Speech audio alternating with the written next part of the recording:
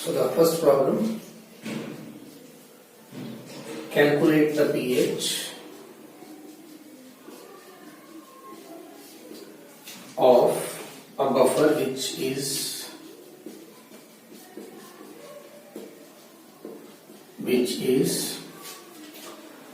0.1 molar in acetic acid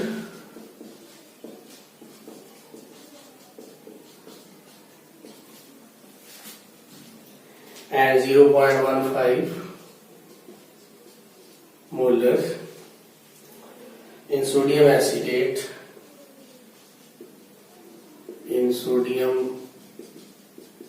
acetate given that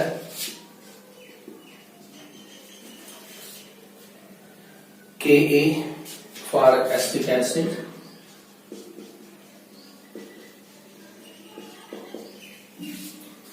is 1.75 times to minus 5.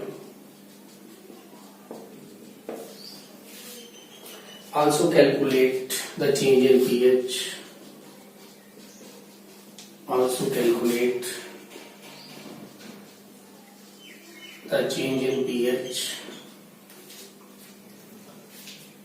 Of the buffer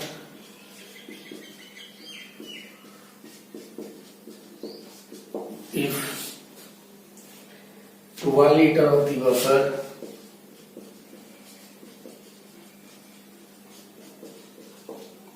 number 1 cc of 1 molar NaOH added,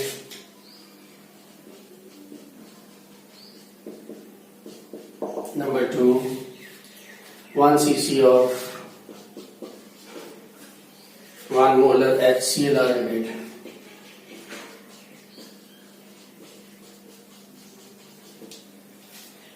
So let's do this problem. We will use the formula pH equal to pKa for acidic buffer, log concentration of salt by concentration of acid. Now in the first case, directly concentration is given.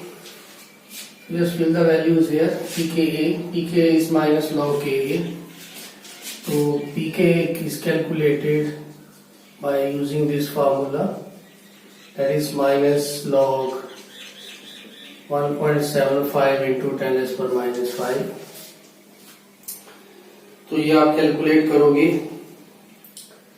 Equal to 5 minus log 1.75 आ जाएगा, 5 minus log 1.75, तो ये आपका हो जाएगा approximately 4.75.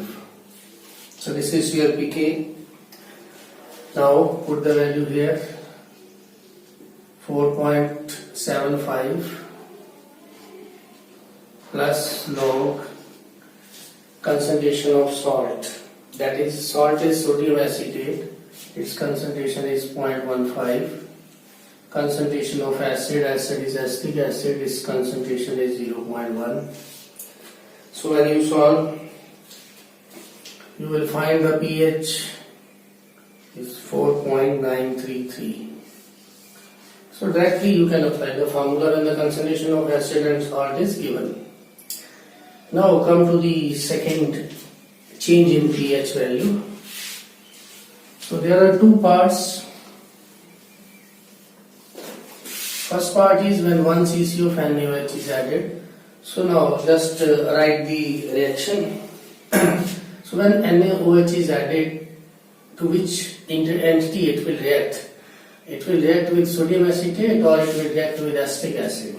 Obviously it will react with acetic acid because sodium hydroxide is a base. So it will react with acetic acid to form sodium acetate plus water. Now we will write the concentration. Acetic acid is given 0.1. Sodium hydroxide is added 1 cc, means 1 ml of 1 molar. So its concentration how many moles are there in 1 liter? 10⁻³ moles. Smaller concentration become in 1 cc. 10⁻³ 0.001. What is the concentration of sodium acetate that is given? 0.15. So which is limiting agent? Obviously your strong base is a limiting agent. So it means how many moles of acetic acid that remain unreacted? 0.1 minus 0.001, that is 10⁻³ so it will be your 0.099.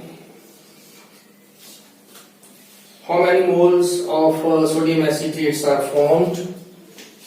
0.15 वो पहले से है, 0.001 और आ गए तो वो total moles कितने हो जाते हैं? 0.151.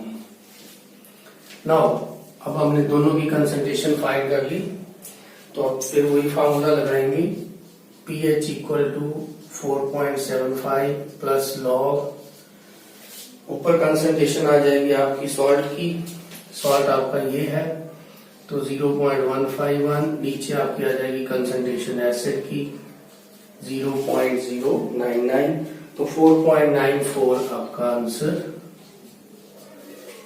आ जाएगा। तो उसके बाद आपने क्या करना है इसको 4.94 then we will find the change in the value, change in pH. पहले 4.93 थी तो आप दोनों का डिफरेंस ले लेंगे तो चेंज इन पीएच, तो how to find change in pH? तो आपकी पहले वैल्यू थी 4.93, अब आपकी वैल्यू कितनी आ रही है 4.94 तो 4.94 माइनस 4.93 तो 0.01 आपकी चेंज आ गई। तो ऐसे ही जब आप एसिड या बेस डालोगे तो उसमें बहुत ही नेग्लिजिबल पीएच जो है वो चेंज होगी। अगर आप यही चीज वाटर में डालते तो there will be a large change in pH value. तो ये हो गया आपका फर्स्ट पार्ट। ऐसे ही आप सेकंड करेंगे, उसमें क्या डाला है 1 cc ऑफ HCl, अब फिर वही रिएक्शन बनेगी। HCl एसिड है तो वो किसके साथ रिएक्ट करेगा? वो हमारा जो है एसिटिक एसिड के साथ तो रिएक्ट करेगा नहीं, तो वो करेगा हमारा सोडियम एसीटेट के साथ। तो ये रिएक्शन आपकी बन जाती है सोडियम एसीटेट प्लस HCl, ये आपका हो जाएगा एसिटिक एसिड, साथ में हो जाएगा NaCl। अब फिर कंसंट्रेशन देखते हैं।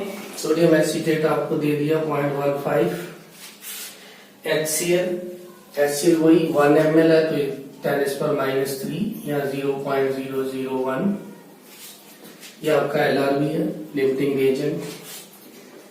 एसिटिक एसिड दे रखा है 0.1 तो अब लिमिटिंग एजेंट HCl है तो थोड़ी अमाउंट सोडियम एसीटेट की बचेगी, वो कितनी बचेगी वो हम निकाल लेंगे, माइनस 0.001 तो ये आपका आ जाएगा 0.149।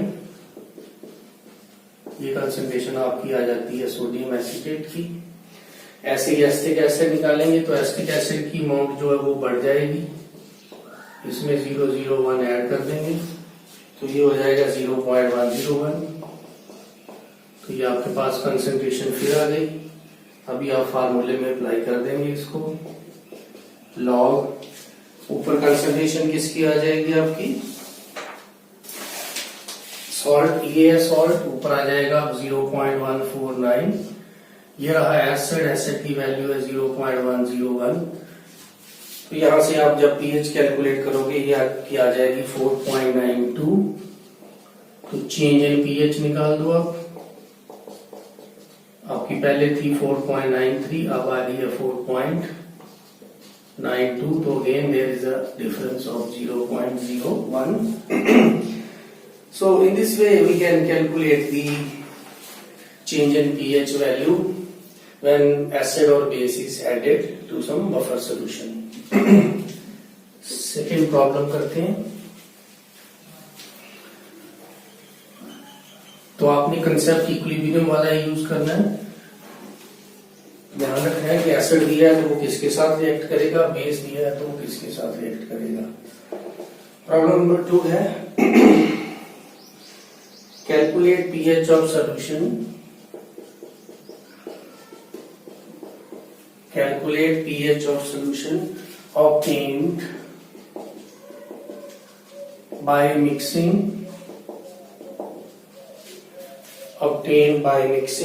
200 ml of 0.1 molar ml of 0.1 molar formic acid दे दिया HCOOH और इसकी जो वैल्यू है Ka की वो है 10⁴ and 50 ml of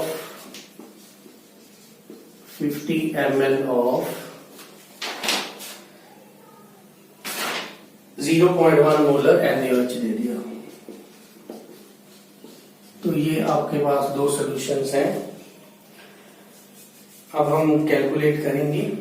तो पहली बात हमारे पास क्या दिया, उसने एक फॉर्मिक एसिड, तो रिएक्शन लिखेंगे ऐसे.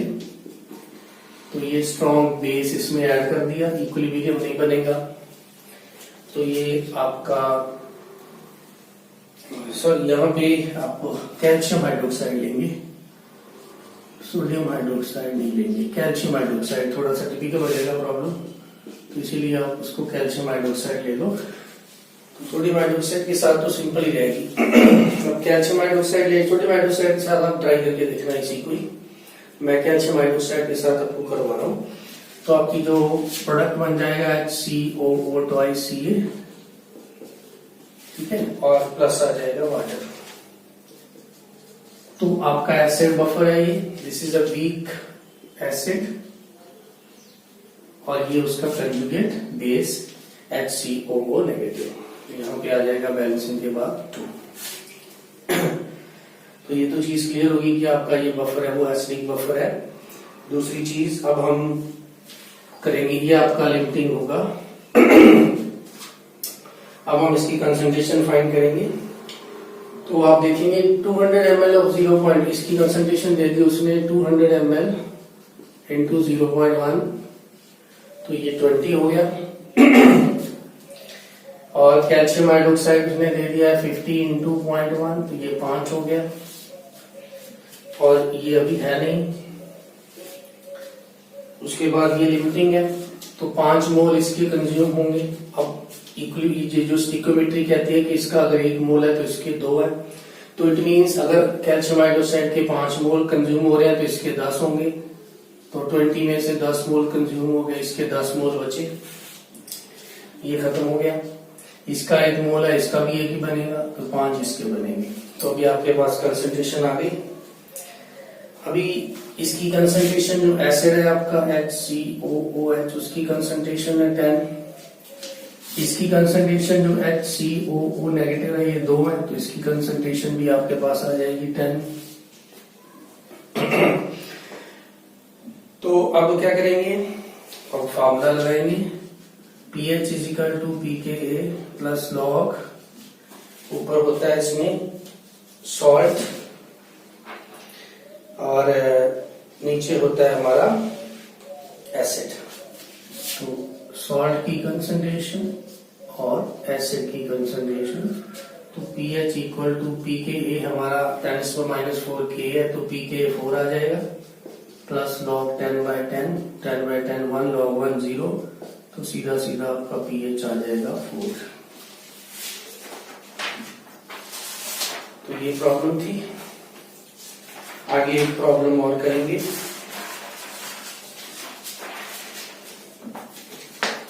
Problem number 3. तो उसमें कुछ पार्ट्स दिए हुए हैं, मैं अभी करवा रहा हूँ. तो ध्यान से करना इसको. प्रॉब्लम नंबर 3 क्या है, 12 ग्राम acetic acid and 16.4 gram of sodium acetate are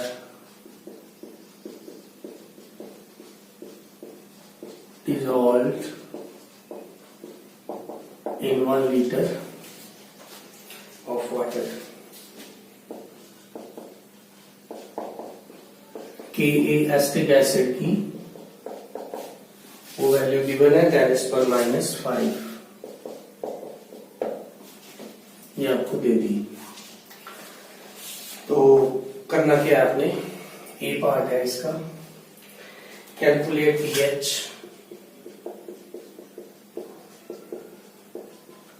of resulting solution. Resulting solution की पीएच कैलकुलेट करनी है। तो हम नंबर ऑफ मोल्स निकालेंगे पहले। Number of moles of acetic acid ये है 12/60 1/5.2। Number of moles of sodium acetate ये हो जाएगा 16.4। सोडियम एसीटेट का अगर मास आप कैलकुलेट करो तो वो आ जाएगा 82, अगेन 0.2 हो गया।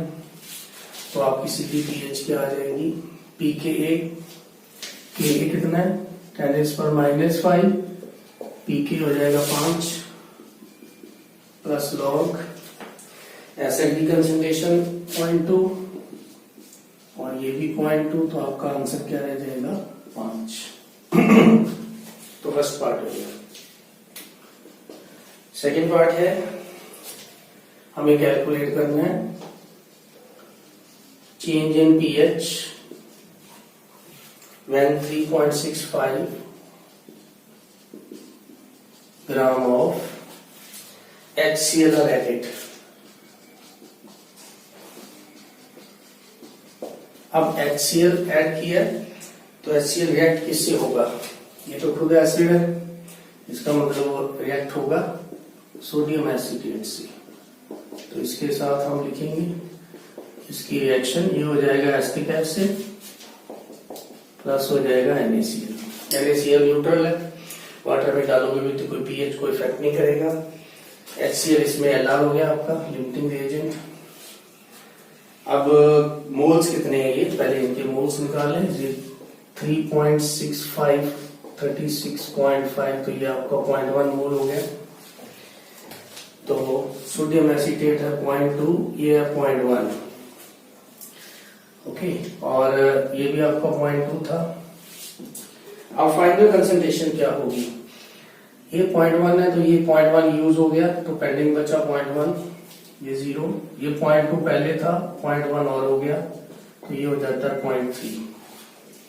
अब इसी को आप फॉर्मूले में पुट कर दो, pH = 5 प्लस लॉग, ऊपर कंसंट्रेशन सॉल्ट की, सॉल्ट है ये 0.1, नीचे कंसंट्रेशन एसिड की 0.3, 1/3 हो जाएगा। तो इसका आप लॉग निकालोगे तो आपके पास पीएच आ जाएगी 4.52। उसने बोला चेंज, तो चेंज इन पीएच हो जाएगी 5 - 4.52, तो ये आपके पास 0.48 आंसर आ गया। ये हो गया बी पार्ट। आगे चलते हैं इसी क्वेश्चन का C part.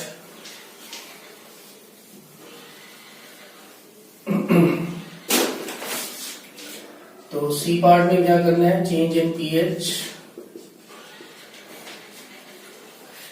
when 7.3 gram of HCl are added। अब पहले हम 7.3 ग्राम के क्या निकाल लेते हैं, मोल्स निकाल लेंगे। 7.3 ग्राम के मोल्स कितने होंगे, तो वो हो जाएंगे, इसके मोल्स निकालें 7.3/36.5, that is the molar mass of HCl, तो ये आ जाएगा आपके पास 0.2। अब एसिटिक एसिड के साथ तो ये रिएक्ट करेगा नहीं, तो सोडियम एसीटेट के साथ HCl रिएक्ट करेगा, तो ये बन जाएगा एसिटिक एसिड प्लस बन जाएगा NaCl, ये आपका Lr। अब कंसंट्रेशन लिखते हैं, इसकी 0.2, इसकी 0.2, इसकी 0.2। आफ्टर रिएक्शन क्या होगा, ये कंज्यूम, ये भी कंज्यूम, तो ये कितना बन गया 0.4। अब आपके पास क्या है, बफर बचा ही नहीं। In this case there is no buffer, only left is acid, that is a weak acid। आपके पास सिर्फ क्या बचा है, वीक एसिड, क्योंकि इसकी कंसंट्रेशन तो 0 हो गई। तो अभी आप इस केस में क्या फॉर्मूला लगाओगे, वीक एसिड के लिए H positive concentration K into C. Ka 10s पर -5 है, C की वैल्यू 0.4 आ गई, 10s पर -5 इंटू 0.4 रूट, तो ये 4 इंटू 10s पर -6 का रूट, ये आ जाता है 2 इंटू 10s पर -3 H पॉजिटिव। तो यहां से pH निकालेंगे, pH होता है minus log H positive ion, तो ये आ जाएगा माइनस लॉग 2 इंटू 10s पर -3, तो 3 माइनस लॉग 2, तो ये आपका आंसर आ जाएगा 2.7। तो फिर चेंज बोला है, चेंज का मतलब 5 माइनस 2.7, तो ये आपका आ जाएगा 2.3। तो इसमें हमने एसिड ज्यादा डाल दिया, एसिड की अमाउंट ज्यादा डालोगे जितना भी उतनी ही पीएच चेंज होगी। अगर एसिड का आप देखो, एसिड जो है इसकी कंसंट्रेशन के इक्वल था, तो इसीलिए चेंज इन पीएच की वैल्यू बहुत ज्यादा आ रही है, क्योंकि बफर सॉल्यूशन होता है उसकी एक कैपेसिटी होती है कि कहां तक उसने कंट्रोल करके रखना है, कि अगर बफर कैपेसिटी से अगर हम स्मॉल अमाउंट ऑफ एसिड और बेस डालेंगे तो पीएच जो है वो चेंज नहीं होगी। नेग्लिजिबल था लास्ट एग्जांपल में हमने देखा, लेकिन यहाँ पे क्या हुआ कि इसकी कंसंट्रेशन बहुत ज्यादा है, इसी वजह से पीएच चेंज भी आपके पास ज्यादा आ गया। D part,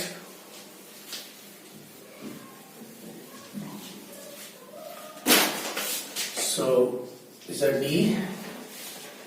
change in concentration, sorry, change in pH calculate करना है when 10.95 gram of HCl are added। तो अब फिर 10.95 के मोल्स 0.3 आ जाएंगे, 0.3 मोल्स, फिर वही फार्मूला CH3CONA, इसमें HCl डाल दें, तो ये बन जाता है CH3COH प्लस NaCl, ये आपका LR। तो अब क्या करेंगे, इसकी कंसंट्रेशन है 0.2, इसके मोल्स 0.3 दे दिए, इसके 0.2 है, ये तो पूरा गया। अब HCl आपके पास बचेगा 0.1 और एसिटिक एसिड आपके पास बचेगा 0.2 प्लस 1.3, सॉरी 0.2 हो गया यहाँ पे, तो 2 ये और प्रोड्यूस हो जाएगा तो 0.4। अब आपके पास एक तो स्ट्रॉन्ग एसिड है और एक आपके पास आ जाता है वीक एसिड। जब दोनों का मिक्सचर हो तो पीएच इस पे डिपेंड करेगी, इसको इग्नोर करेंगे, सीधा पीएच लिख लेंगे माइनस लॉग 0.1, तो आपका आंसर आ जाएगा पीएच 1। तो चेंज इन पीएच आपका क्या हो गया 5 माइनस 1 4, तो यहाँ पे कंसंट्रेशन और बढ़ गई, लास्ट में सी पार्ट में यहाँ पे 0.2 था वो 0.3 कर दिया, तो चेंज इन पीएच और ज्यादा हो गई। और इसी क्वेश्चन का हमारे पास एक और पार्ट है लास्ट, ई पार्ट। तो उसी में हम क्या करेंगे, ई calculate change in pH when 0.4 gram NaOH added. अब हमारा NaOH किससे रिएक्ट करेगा, ऑब्वियसली एसिड से, तो इसमें NaOH डालेंगे तो ये बन जाता है CH3CONA प्लस वाटर। तो ये भी है दोनों, तो इसका मतलब ये है एसिडिक बफर हो गया आपका। आप कंसंट्रेशन फाइंड करें, ये आपका LR 0.4 ग्राम का मतलब क्या हुआ 0.4 बाय 40 0.1 मोल, तो इसके 0.1 मोल, इसके 0.2 दिए हैं, इसके 0.2 दिए हुए हैं। अब आपका LR ये है, तो ये खत्म, ये कितना बचेगा 0.1, ये कितना हो जाएगा 0.2 प्लस 0.1 0.3, ठीक है। तो इसकी पीएच निकालेंगे 5 प्लस लॉग, ऊपर कंसंट्रेशन सॉल्ट की दैट इज 0.3, नीचे 0.1, तो pH is equal to 5 plus log 3, 5 plus log 3 होता है 0.48, तो आपका pH है जो वो आ जाएगा 5.48। चेंज इन pH 5.48 माइनस 5, यहाँ पे आपका चेंज जो है वो कम है 0.48। तो ये थी कुछ एसिडिक सॉल्यूशन की, बफर की कुछ प्रॉब्लम्स एसिडिक बफर की। नेक्स्ट लेक्चर में हम और प्रॉब्लम्स डिस्कस करेंगे और साथ ही साथ बेसिक बफर की भी कुछ प्रॉब्लम जो है वो डिस्कस करेंगे। Thank you.